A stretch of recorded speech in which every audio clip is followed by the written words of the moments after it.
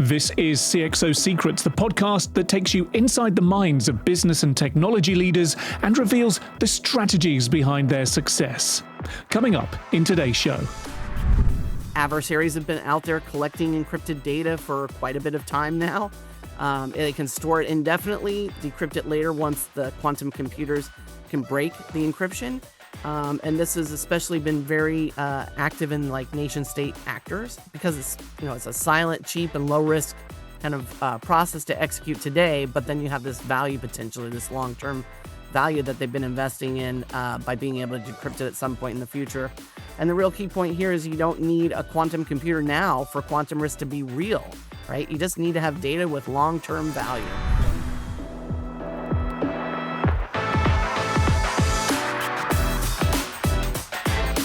CXO Secrets is powered by EDS, going beyond connections. Find out about upcoming C-level events, experiences, and insights at edsxevents.com. Patricia Voight, Executive Managing Director, CISO and Tech Risk Management at Webster Bank. Thank you for joining us on CXO Secrets. Thank you. Thank you for offering me that opportunity. Where are you joining us from today, Patty, and what's your week look like so far? So I'm joining here from Southington, Connecticut, which is one of our key regional offices outside of Hartford, Connecticut. I work with Webster Bank, and they're headquartered in Stamford, Connecticut. And I live in Brooklyn, New York. So I'm from the New York City area. And as far as my week, it's been going excellent. I have had plenty of opportunities here in Southington to connect with my team, key stakeholders, and that's always a pleasure. And it's just given me the opportunity here at the beginning of the year for my team to kind of gather together and focus on our planning efforts for the goals that we have mapped out for the year. Yeah, well, maybe we can touch on what some of that planning, what 2026, as we're speaking towards the beginning of right now, what that looks like for you.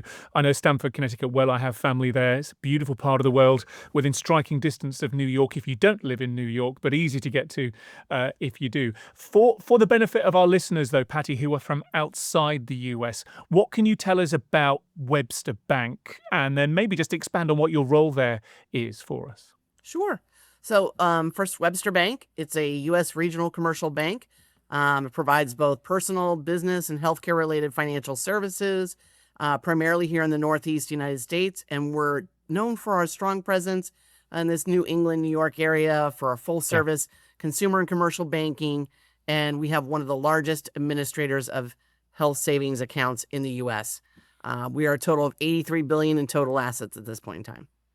Oh, wow. That's a big number. And that's a big remit for you then, I guess. What can you tell us about your role? Because there's a few different things in there. And I saw from your LinkedIn as well that there's something new that's been added in terms of the maybe extracurricular work that you do, something new that's been added over the last few weeks as well. Sure. So I'm responsible for really maintaining the trust across our entire organization, across our colleagues, across our customers, clients, out into the broader community. And it's really focused around two areas. One is being the Chief Information Security Officer, so from a cybersecurity perspective, but also I am in the technology risk role as well, so managing the risk across our entire technology stack. So with that, it's a very key role across the organization and something I'm very passionate about. And then I know you mentioned something that's been a surprise that I've added out there in the last week or so. I'm heavily involved in the broader community with CISOs. I help participate on many customer advisory boards for numerous different vendors that I'm working with in these strategic partnerships.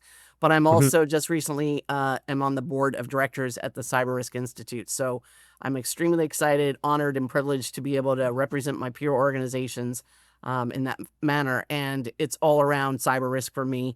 So I'm very focused on trying to lift and raise the bar in that area and continue to kind of grow and expand in our missions. Yeah, it's very, very much about connecting with a community when you're all facing shared threats, shared challenges as well. The more information sharing that you can do, the more forums like that are, the better, frankly. So more power to you for not only being part of those, but also helping to lead them as well. Let's take a bit of a step back. We'll come back to Webster Bank, and we'll come back to some of the specific cyber risks, and maybe delve in a particular area around quantum in a moment. But obviously, doing the research, as I do when I speak with CXOs here on the show, I have a look through LinkedIn, have a look through a few other places as well, and I see that, Patty, we have an employer in common, albeit a few years apart, but not all that much. You and I both worked with, and for maybe a little known enterprise software product, enterprise systems management software product that was eventually bought by Big Blue. I think it started off inside IBM, then spun out, and then got bought back inside by IBM as well. Talk to me about your time at Tivoli. Yeah, I think that's correct. It was a fantastic journey. It's a moment in my life that I really look back on fondly. Some of the best colleagues, friendships that I've had over my span of my career. Tivoli was a great opportunity right out of school. I started with Verizon in the telecommunications industry. It was originally GT Data Services at that point, and I had this fantastic opportunity to come into the organization, help them redesign a lot of their key applications across the organization. And that was done through this partnership with Tivoli and bringing in the Tivoli platform, and then Yeah. really helping to expand out many of the security areas, as well as, software distribution and other kind of service areas across the organization. I shown you this, Patty, before we rolled on cameras, but this here is on the screen right now, my certificate of achievement, something that we called the Red Rinse back in the day. This is Yeah. almost 25 years old now. It's a 2-week training course that I got sent on right at the beginning of the 2000s for my Tivoli stuff. Ironically, I'd already been working with Tivoli for about 3 or 4, maybe 4 or 5 years before that. But something that I find is really interesting about when you're working with a software product, a software suite, particularly a systems management suite, I'm curious to know if you agree with this, is that rather than working as a DBA or working on hardware platforms or networking to an extent or working with a particular application, when you're working with a piece of software that is essentially reaches every other machine, every other application, every other bit of software within an organization, as an enterprise systems management suite does, you get such a good grounding in how everything within an enterprise from a tech point of view works, because you've got a single console or a few single consoles where you can see everything. You get to understand how a database server speaks with an application server speaks with a web server, and how that is all backed up and ends up on tape somewhere in a machine room somewhere. You get such a good grounding in the nuts and bolts of how enterprise technology works when you work with a piece of software that's really at the heart of it all. And I think that's certainly what has stood me in good stead in my technology side of my career. Similar experience for you, would you say? Absolutely. Yeah. It was a fantastic opportunity and a great opportunity to learn, a little of everything across the entire Yeah. organization, right? And I got to work with lots of different businesses because I not only worked using it as a client, but then I transitioned across into the company. So I came on Yes. board and was out there helping and assisting other clients because I'd done the development work, being able to go out and help them be able to get the success from the suite as well. And that was just fantastic. And I had this opportunity to travel the world Hmm. with going out to major accounts all across the globe with that and the expanded partnership through IBM. And it's really just one of the things I look back on my career as setting an extremely solid foundation, a little bit of everything Yeah. being used in the skill sets, and just the fantastic clients, colleagues, and other members of the broader community that I got to meet along that journey that I'm still very close with to this day. Yeah, yeah. I went away, ended up like you coming back, ended up working in development back in Mhm. the mid-20 teens for them, which was a bit of a journey. Let's just fill in the gaps between then or thereabouts through to you ending up where you are right now in Webster Bank, because I know you've taken a number of stops, a number of really important stops on your career there. Any particularly formative experiences that have helped shape your focus as a CISO right now, would you say, given you that focus in security? Yeah, I mean, I started out my career in security, so that's the real Okay. foundational element. And was very much focused on even privacy back at that point in time and seeing where things are going. Mm. And I just had this fantastic opportunity. I kind of went with the water and where it flowed. oftentimes traveling through opportunities and jobs and experiences with other colleagues that I knew along the way. I've done software development. I've gone into kind of working in the sales and engineering side, from working with third-party vendors, obviously through Tivoli and IBM and others. And then I've also gone back into, a lot of the work and activity I did happen to be in financial services. And I really Yeah. wanted to understand the way that banks made money and operated. So I spent time really exploring all the various different business areas across financial services, and also risk management. I've worked in roles first through third line in my career, a little bit of everything coming together. And I think that's part of what's made me successful. And, but cybersecurity has always been the underpinning. It's the thing that I found the most passion about: financial crimes. Mm. And I just really enjoy that. That's what I love to do. That's what I'm passionate about.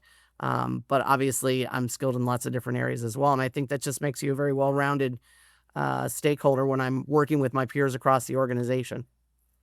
Which brings us back to your current responsibilities then at Webster Bank and AI.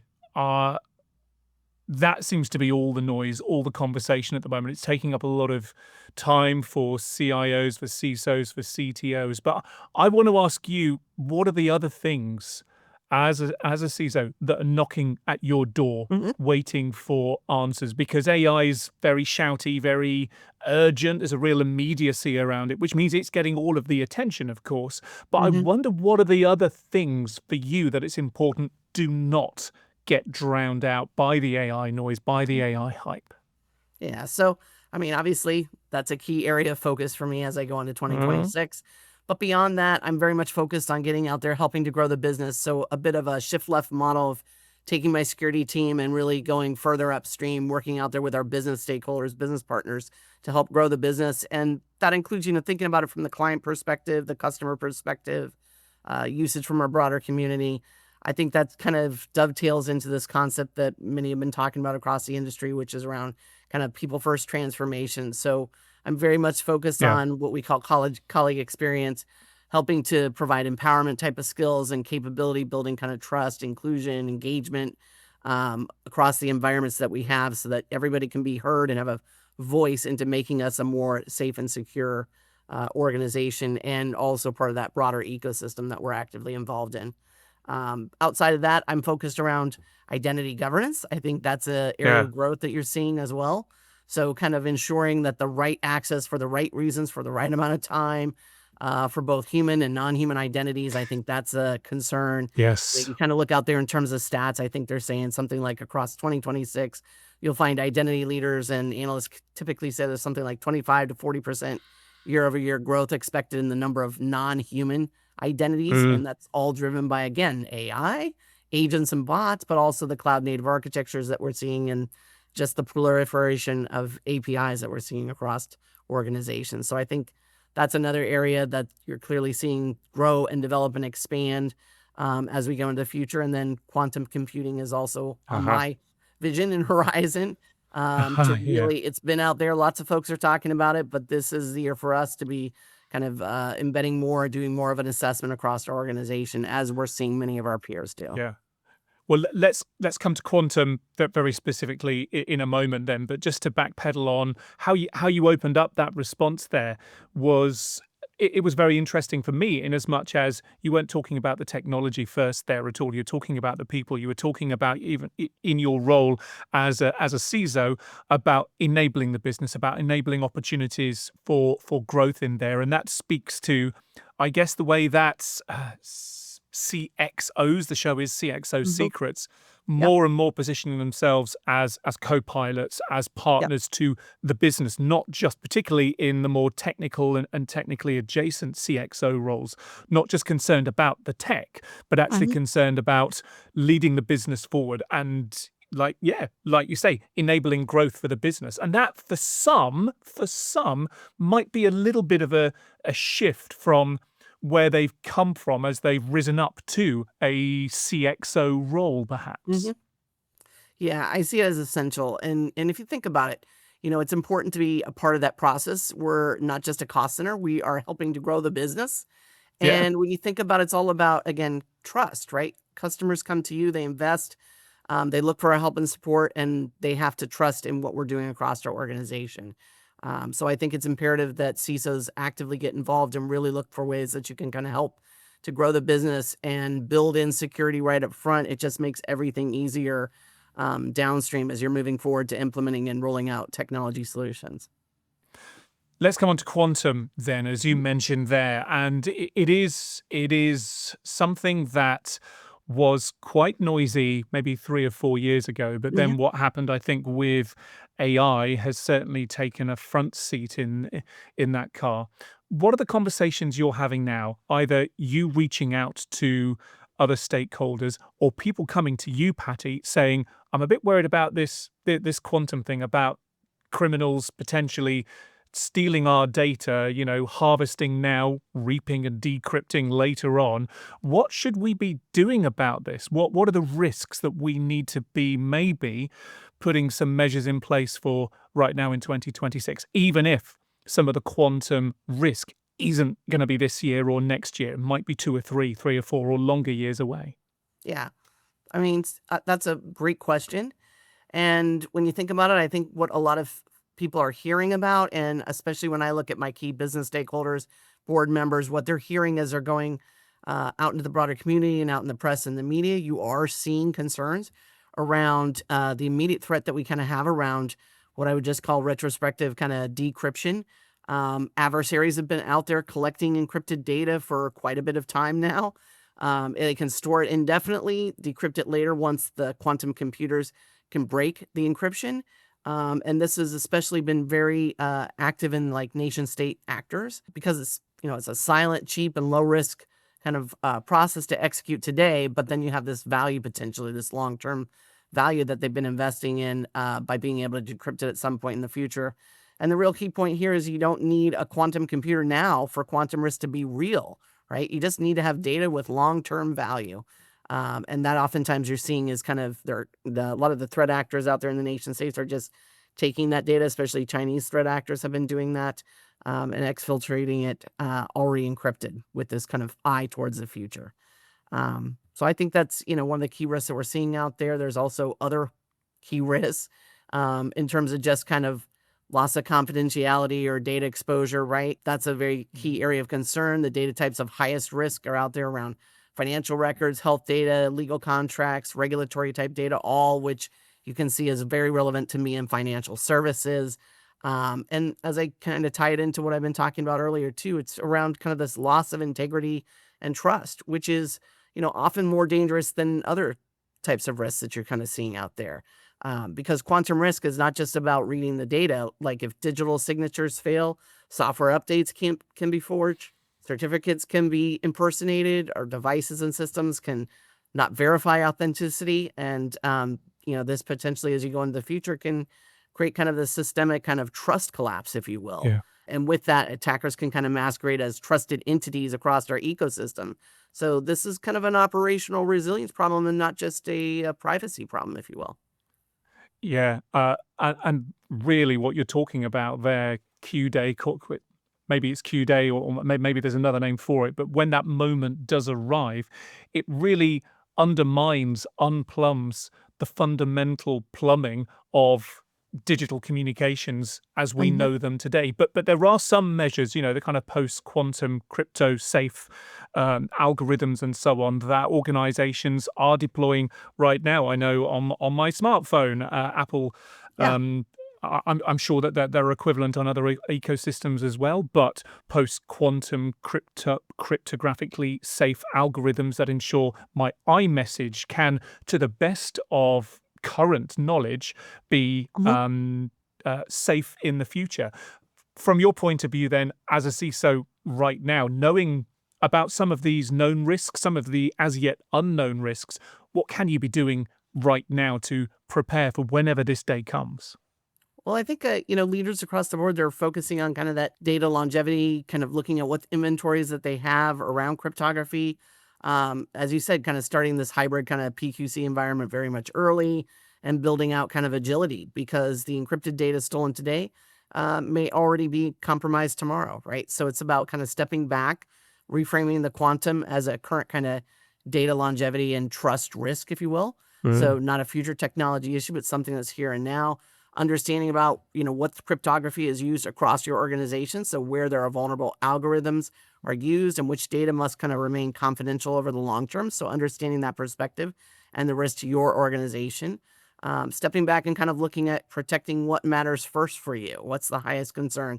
So, new data, long-lived, high-value data. So for us as a financial institution, it's going to be your PII type data, financial Hmm. information, health, legal, IP, all that's the most critical to be focused on, and starting that transition early. So getting in there with, like you said, this hybrid kind of PQC technologies and designing out for crypto agility rather than these one-time type fixes. You just kind of step back and kind of assume that your encrypted data is going to get stolen at some point and will be decrypted later, Yep. and start acting now to reduce that kind of future blast radius, if you will. It's not a weekend project by any stretch there. And you mentioned a moment ago how nation state actors, other bad actors have been collecting that data, harvesting to decrypt later, of course. But then Mhm. organizations, particularly in regulated industries, but many others as well, over the last 10 years, have also been doing the same, with this promise of big data and the promise of, well, the more data we have, the more value we might be able to get from it. Yeah. That has all been stored away in data lakes, whatever you want to call them. There's also potentially quite a challenging process to go through all of the data that you hold. Some of it might be offline on tape storage, Tivoli Storage Manager, taking me back to my day. It's Yeah. going to be stored away, archived away for all of the regulatory purposes. That there potentially will have to be revisited, re-encrypted in some way in Mhm. order that it can have the tick box that it is, whatever post-quantum cryptographic standards you adhere to are met. It's a big project, a lot of expenditure as well. Yes, absolutely. So you got to, really kind of step back and put together your roadmap. It isn't a short term, it's a multi-year process that you've got. But being able to kind of get started and start building out some of the milestones so that you're not caught on your back heel as things move forward. Do you find that stakeholders, again, senior stakeholders perhaps, they get the risk right now? Are you having to do any, not quite sales work, but are you having to do any communication in order to get senior stakeholders? And by all means, extend this to your peer group and the other Mhm. networks in which you work. Do people get the risk, would you say, or is there still some work to be done by CISOs and your colleagues? I definitely like if I step back and think in the broader sense, I do think there is still work to be done. I, however, happen to be very fortunate. My executive leadership team is very cybersecurity savvy, if you will, and very much involved in what's happening across the industry, at least at a high level. They're well informed, so they are aware of kind of the risk of this. They've heard about concerns, um, and are very supportive of the actions that I take as we kind of lead into the future. I guess it's the uncertainties that do, well, may cause a problem in some place because whereas Hmm. there are some challenges that are immediate, we know we've got a pretty strong idea of the kind of threats that organizations and its data and their workforce are going to be facing over the next 12 months of 2026 or so. But there are a lot of unknowns still with regards to that quantum timeline. So I could understand if some might be finding it difficult to really put the focus that they feel they want to put in this area when there are more immediate challenges banging on their door and trying to get into their email inbox. Yeah, absolutely. So it really depends upon the size of the organization, what you're involved in activity wise, right? So financial services, more Uh, highly regulated. So there is a bit more of a focus from regulatory bodies on this area of risk. And, but I think, it's important for all organizations to kind of learn from each other, help each other out, share this knowledge.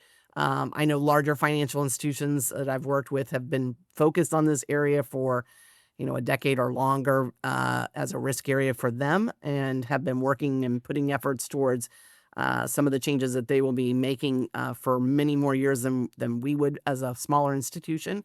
But I think as you roll across, that date is starting to come closer. So we are all having to kind of learn from each other, share in the knowledge, and I think you see a lot more solutions coming available also that we'll continue to leverage. So I do yeah. see this, the horizon shifting as well, in more information technology solutions and other aspects happening here that will be helpful for smaller organizations. Yeah, and of course, regulation sometimes takes a while to catch up with the pace of technology. But whether it's Cyber Resilience Acts or NIS2 here in Europe, I know there's lots of NIST Hmm. stuff over in the US as well. There are big bodies, regulatory bodies, looking at this and doing their best to support organisations. And you mentioned there as well the peer groups and other networks that you operate in, supporting one another as well. My secret hope, no, it's not very secret because I'm saying it on a podcast to you, Patty. My hope is that more and more conferences and the kind of forums where I know you and I have met in the past, actually we see a few more conversations about quantum appearing on stage and on the keynote podiums and in the round tables as well, because there's a lot of AI out there at the moment at these events, but I think that there probably should be some space for some other really important pressing topics like quantum. I'm sure they would get good engagement. Patty, we are almost out of time for today. Thank you for chatting us through what you're up to at Webster. It's been fun to reminisce on the formative role that Tivoli played in both of our careers back in the day, but also how, some of the challenges that maybe don't get the focus on forums like podcasts, like online, and like at Hmm. events as well. It's been good to chat in a bit more detail about that. Wish you all the very best for 2026 with your quantum programs and everything else. But before we let you go, there are some quick fire questions that we put to all of our guests here on the show. And the show is called CXO Secrets. So, Patty, I have to ask, what is your secret? If you put your modesty to one side for a moment, tell me what key attribute you believe has enabled you to do what it is you do today. Yeah. I probably kind of mentioned these both earlier. I think it's really two things. One is I'm very passionate about what I do. I enjoy it. I get up every morning grateful for the opportunities that I have and just really loving every minute of the day. So I'm a very optimistic person, just passionate about what I'm doing.